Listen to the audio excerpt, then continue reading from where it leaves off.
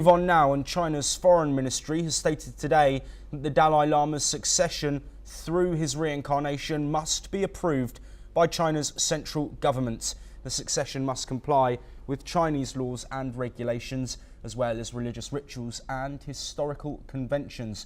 This according to the Chinese foreign ministry spokesperson Mao Ning. Here is what they had to say. 活佛转世是藏传佛教特有的传承方式，已经延续了700多年，形成了严密的宗教仪轨和历史定制。达赖、班禅等大活佛转世灵童，需经凭撤签认定，中央政府批准。14世达赖本人就是在13世达赖喇嘛圆寂之后，严格按照宗教仪轨和历史定制寻访，由当时的国民政府颁令特准免于金瓶撤签继任的。 Well, this comes after the Dalai Lama said that he will be reincarnated and that his non-profit institution will have the sole authority to identify who is chosen, countering China's insistence that it will choose the successor of the Tibetan Buddhist leader. He made the statement in a video message shown to a gathering in Dharamshala. He added that the Gaden Pondrang Trust has the sole authority to recognise his future reincarnation in consultation with the heads of Tibetan Buddhist traditions. China's foreign ministry has reiterated that Beijing had to approve the identity of the successor and that it had to be done in China through a centuries-old ritual. Well, joining us to discuss this development is Yudon Alkatsan, a Tibetan MP. Yudon, thank you ever so much for joining us. We know, of course, we brought you this earlier today, that the statement had been made from the Dalai Lama. We now have a response from China.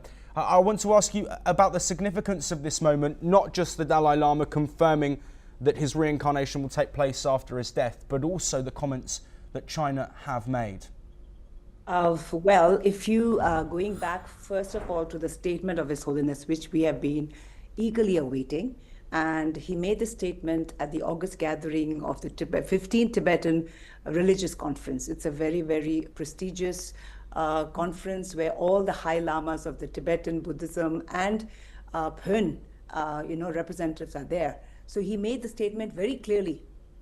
There is two important components of the statement. One is that he has affirmed that the institution of the Dalai Lama will continue.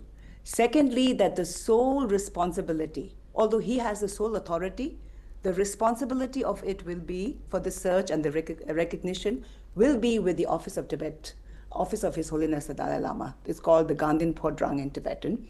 And so when China is trying to respond to that, China has over the years tried to meddle in the reincarnation of Tibetan lamas. In 2007, they in fact passed a law governing the reincarnation of high lamas. But China cannot, has not, and will not be able to rule the hearts and minds of Tibetans. It's about Tibetan religion, Tibetan identity, Tibetan culture. They have tried in the past. You have seen the example of Panchen Lama. They have not succeeded. Absolutely. Just a very quick comment as well. I'll just come back to you briefly, Yudon. I do want to look at that Chinese response and that relationship. Can you provide some context?